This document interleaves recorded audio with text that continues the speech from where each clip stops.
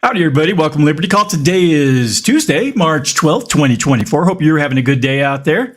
It's not too bad a day here in Colorado. Got a little sun, before the massive storm we got coming in tomorrow evening. Again, 1 to 2 feet. Exciting. Yeah, if you want to come and help shovel, I'm going to go get food tomorrow morning. So if you want to come and hang out with me for the next 2 to 3 days, you're welcome to. You might have to ask my wife first. But anyways, like I said, hope you're having a fantastical day out there. If it is your first time watching Liberty Call, if you could give me some thumbs up, like, share, subscribe, follows, press the notification bell. Looks like our markets here domestically were in a better mood today. Not sure why. I mean, nothing has really changed, but, one day ugly, next day good. So just kind of the way it is. Let me scroll through and see. Yeah, I see some red across the globe, but let's go ahead and dive in and take a look. Dow Jones was up 0.61%, 235 points, closed at 39,005. S&P 500 up 1.09%, closed at 5173. NASDAQ up 1.54%, closed at 16,265. The VIX fell 9.07% today. It's at 1384. Canada up 0.28. Brazil up 1.35, and Mexico down a third. In Europe, Germany was down 0.13%. The UK up 1.02%. France up 0.84%. The Netherlands up 1.01%. Spain up 0.61%. Italy up 1.31%. Switzerland up 0.2%, and Portugal down 0.25%. Russian exchanges were mixed today. The MOEX up 0.4%, the RTSI down 0.76%. And the Asian markets, the Nikkei was down 0.05%, Australia up 0.11%, New Zealand down 0.04%. In China, the Shanghai was down 0.41%, the Shenzhen component up 0.51%, China A50 up 0.89%, DJ Shanghai down 0.05%, Hang Seng up 3.05%. Boy, that's a pretty big jump.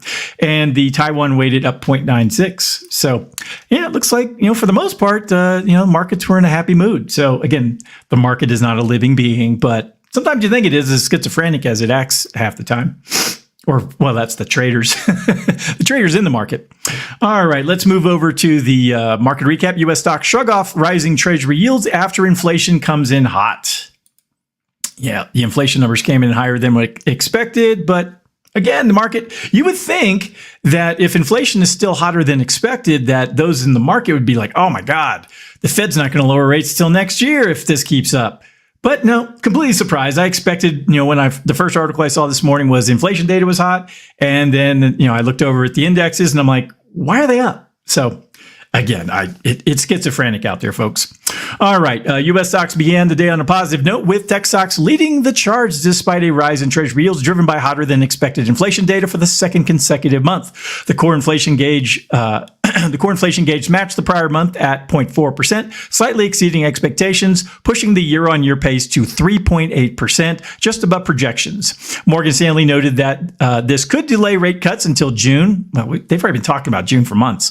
Despite the uptick in yields, tech stocks remained bullish, with Oracle surging over 12% after reporting strong quarterly earnings, driven by increased demand for its AI offerings. AI. Everybody loves AI. It's like the new tech bubble. Additionally, Oracle announced a joint announcement with NVIDIA expecting heightened demand for cloud infrastructure. NVIDIA itself rose more than 5%, lifting the broader chip sector, while other tech giants like Alphabet, Microsoft, and Meta also saw gains. However, industrials lagged behind, dragged down by a slump in airline stocks and a more than 4% decline in Boeing shares after reportedly failing multiple audits during a Federal Aviation Administration examination. And if you didn't see the news last night, there was a Boeing whistleblower that Epsteined himself in the parking lot of the hotel he was at over in, I think, North or South Carolina. He's the one who's been giving testimony about, the poor quality of Boeing aircraft. So just a mystery. He blew his head off last night. Strange. All right, back into the news. Southwest Airlines led the airline sector lower, down 15% due to a cut in its first quarter guidance on capacity and delays in aircraft delivery from Boeing. American Airlines Group also suffered, falling over 5% after warning of larger losses due to increased fuel costs. Yep, gas is not getting cheaper, folks. On the cryptocurrency front, Bitcoin experienced a slight dip of 3% from its recent record high, prompting investors to take profits. Despite this, MicroStrategy saw a rise of more than 5% after Canaccord Genuity raised its price target, citing the company's ongoing efforts to bolster its Bitcoin holdings. Overall, the market showed resilience in the face of inflation concerns, with tech stocks driving gains while other sectors face challenges. Yeah, I don't understand it. I mean, tech is usually the one that's most interest rate sensitive. And if interest rates, because you can look back at the last, decade and a half where interest rates were down at zero, and, the tech market, because the tech is basically valuated on future earnings. And when interest rates are low, their future earnings look better on paper. So anyways, if you go back to some of your economics classes, you might remember some of that stuff.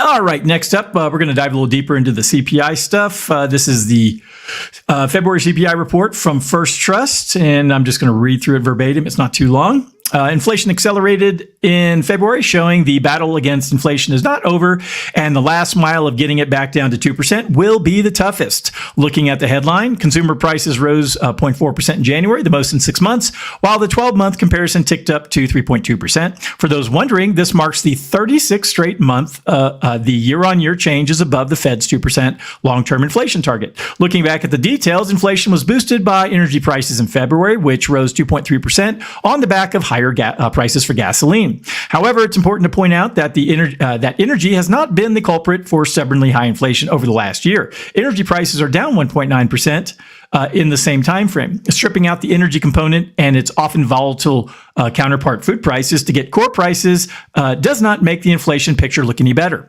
The measure rose 0.4% in February for the second consecutive month, meaning January's core jump was not a one-off anomaly. Rental inflation, both for actual tenants and the imputed rental value of owner-occupied homes, continued to defy predictions of imminent reversal, rising 0.4% for the month and running at or above a 5% annualized rate over 3, 6, and 12-month timeframes.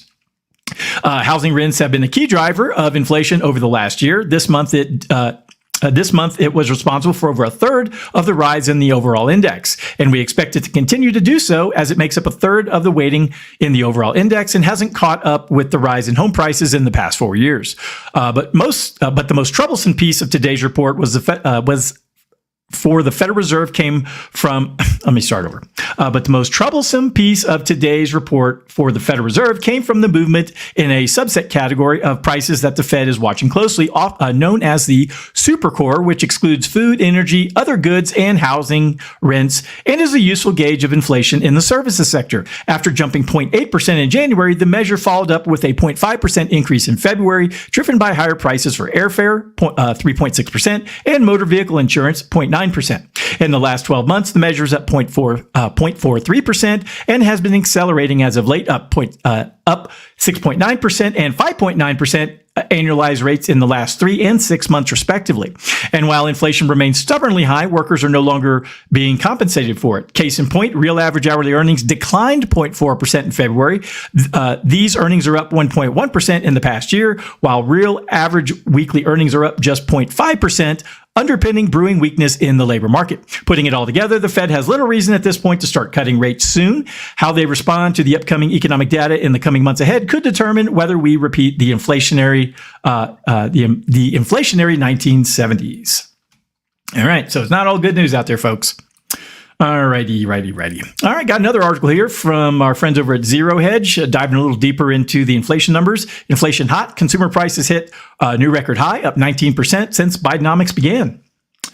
Yeah, that Biden, he's a sharp fellow. The February CPI data revealed a 0.4% month-over-month rise in headline CPI, in line with expectations and marking the highest increase since August. This pushed year-on-year CPI up to 3.2%, slightly exceeding the 3.1% expected. The 3-month annualized CPI rate rose to 2.8% from 1.9%, while the 6-month annualized core rate dropped slightly to 3.2% from 3.3%. Energy costs surged month over month, while core services inflation slowed. The shelter index saw a notable 0.4% increase, while with rent rising by 0.5% and owner's equivalent rent by 0.4%. We covered that. Go down a little further here.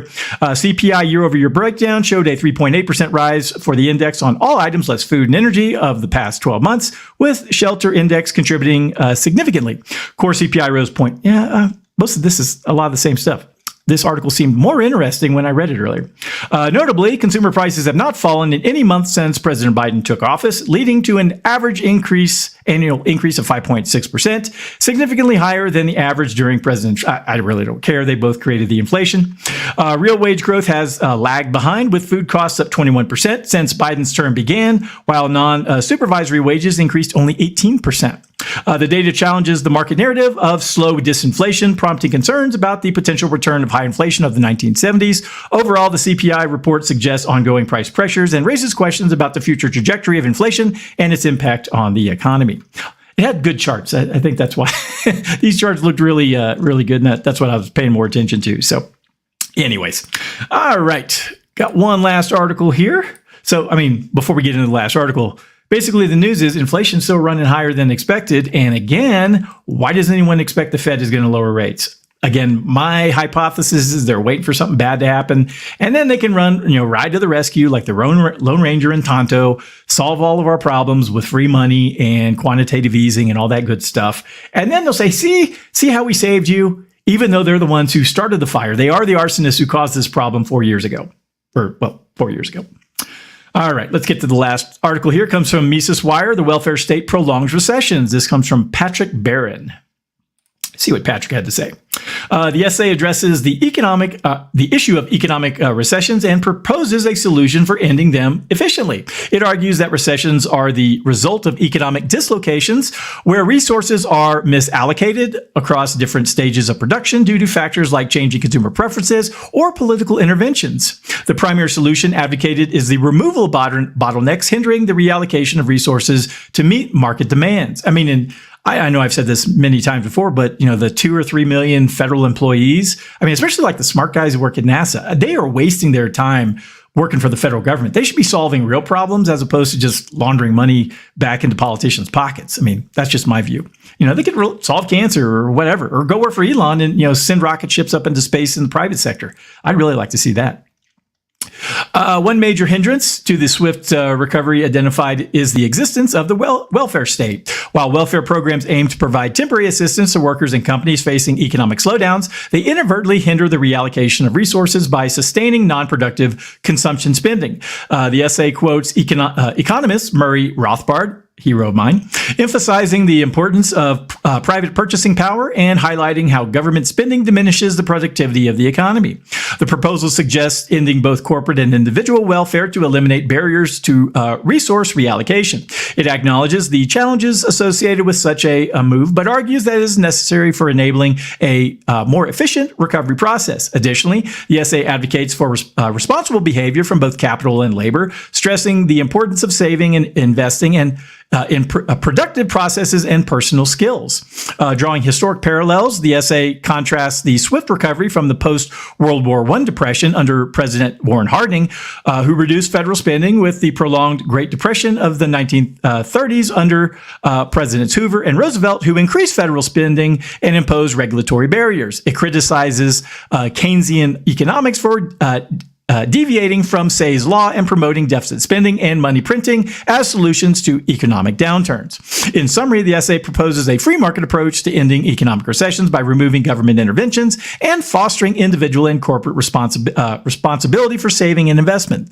It emphasizes the importance of reallocation of resources and critiques Keynesian policies for their perceived inefficiency in addressing economic downturns. Plus, people get off their butt when there's no money around. When you get hungry, you get the motivation to go, deliver pizzas or bag groceries or, whatever it might be to make yourself useful as opposed to just being a drain on the economy. So, all right. Well, that's everything I had for today. If anyone needs anything from me, go to dsafinancialgroup.com. All my contact information is there. I hope you have a wonderful evening, and I shall talk to you next time. Adios.